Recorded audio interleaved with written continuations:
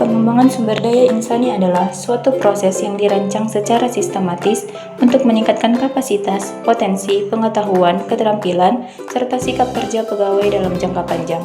Tujuannya bukan hanya agar pegawai mampu menjalankan pekerjaannya saat ini, tetapi juga untuk mempersiapkan mereka menghadapi tantangan, tanggung jawab, serta posisi yang lebih tinggi di masa depan. Pengembangan lebih menekankan pada peningkatan kualitas diri secara menyeluruh, baik dari sisi intelektual, emosional, maupun profesionalitas.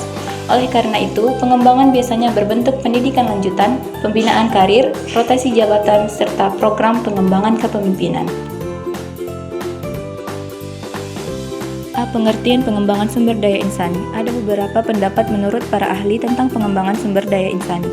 Satu, menurut Hasibuan, pengembangan sumber daya manusia adalah suatu usaha untuk meningkatkan kemampuan teknis, teoritis, konseptual, dan moral karyawan sesuai dengan kebutuhan pekerjaan atau jabatan melalui pendidikan dan pelatihan. Kemudian dua, menurut Mangkunegara, pengembangan sumber daya manusia adalah proses peningkatan kualitas individu untuk mencapai produktivitas kerja yang lebih tinggi dalam organisasi. Dan ketiga, menurut Sadarmayanti, pengembangan adalah proses yang dirancang secara sistematis dan berkesinambungan untuk meningkatkan pengetahuan, keterampilan, dan sikap kerja pegawai dalam jangka panjang. B. Pengertian pelatihan sumber daya insani. Ada beberapa pendapat menurut para ahli tentang pelatihan sumber daya insani sebagai berikut. 1. Menurut Mathis dan Jackson, pelatihan adalah proses sistematis untuk mengajarkan karyawan keterampilan dan pengetahuan yang diperlukan agar dapat melaksanakan tugasnya secara efektif. Kemudian 2. Menurut Dessler, pelatihan adalah usaha yang direncanakan oleh organisasi untuk memfasilitasi pembelajaran karyawan dalam hal kompetensi yang berkaitan dengan pekerjaan. Dan ketiga, menurut Mangkunegara, pelatihan adalah suatu proses pembelajaran yang bertujuan untuk meningkatkan keterampilan, kemampuan, pengetahuan, dan sikap individu dalam melaksanakan pekerjaan. C. Faktor-faktor yang mempengaruhi keberhasilan dalam melakukan pengembangan dan pelatihan sumber daya insani. 1. Faktor internal. Motivasi individu, keinginan pegawai untuk maju dan berkembang menjadi kunci utama dalam keberhasilan pelatihan. Tanpa motivasi, pelatihan akan dianggap sebagai beban. Kemampuan dasar, tingkat pendidikan, pengalaman kerja, dan keterampilan awal sangat menentukan sejauh mana seseorang dapat menyerap materi pelatihan. Sikap dan mental, individu yang memiliki etos kerja tinggi, keterbukaan terhadap perubahan, serta mental positif cenderung lebih berhasil dalam mengikuti pelatihan.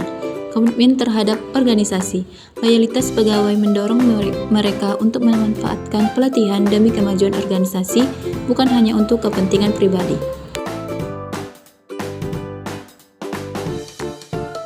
2. Faktor eksternal, kebutuhan organisasi. Pelatihan harus selaras dengan visi, misi, dan strategi organisasi. Program yang tidak relevan dengan kebutuhan organisasi akan kurang efektif. Perkembangan teknologi. Teknologi yang terus berkembang menuntut adanya pembaruan keterampilan agar pegawai tidak tertinggal.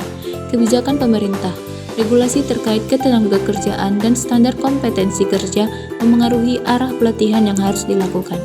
Lingkungan sosial dan budaya. Nilai-nilai yang berlaku di masyarakat juga berpengaruh terhadap sikap kerja pegawai. Dukungan manajemen. Tanpa dukungan pimpinan program pengembangan dan pelatihan tidak akan mendapatkan perhatian yang memadai.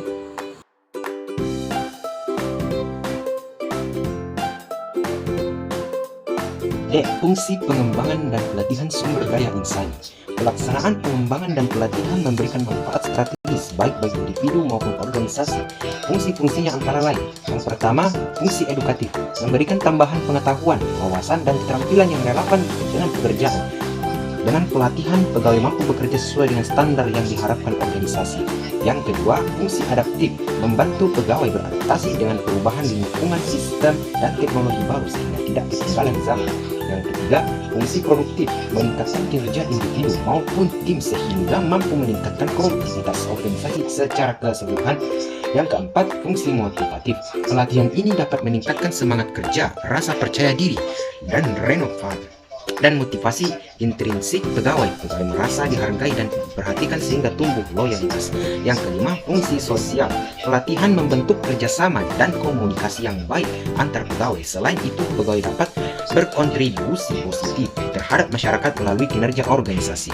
Yang keenam, fungsi preventif. Mengurangi risiko kesalahan kerja, konflik maupun kecelakaan karena pegawai telah dibekali dengan keterampilan yang tepat. Manfaat pengembangan dan pelatihan sumber daya insani. Salah satu manfaat utama dari pengembangan sumber daya insani adalah peningkatan kinerja individu maupun organisasi. Karyawan yang mendapatkan pelatihan yang sesuai dengan kebutuhan pekerjaannya cenderung memiliki kompetensi yang lebih tinggi, yang berdampak langsung pada efektivitas dan efisiensi kerja. Selain itu, pelatihan juga membantu dalam minimalkan kesalahan kerja karena karyawan lebih memahami prosedur dan standar kerja yang benar. Di samping itu, pelatihan dan pengembangan juga berperan penting dalam peningkatan motivasi dan kepuasan kerja. Ketika organisasi memberikan perhatian terhadap pengembangan karyawannya, hal ini menciptakan rasa dihargai dan diakui. Karyawan merasa memiliki nilai lebih dalam organisasi dan cenderung menunjukkan loyalitas serta dedikasi yang lebih tinggi. Implementasi pengembangan dan pelatihan sumber daya insani. Agar pengembangan dan pelatihan berhasil, organisasi harus melaksanakan langkah-langkah strategis, antara lain yang pertama, analisis kebutuhan. Menentukan kebutuhan pelatihan berdasarkan evaluasi kinerja pegawai.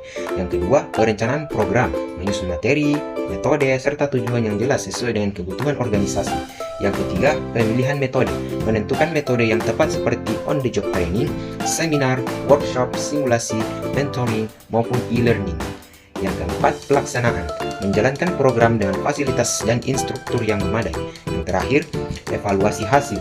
Mengukur efektivitas pelatihan melalui penilaian kinerja sebelum dan sesudah pelatihan.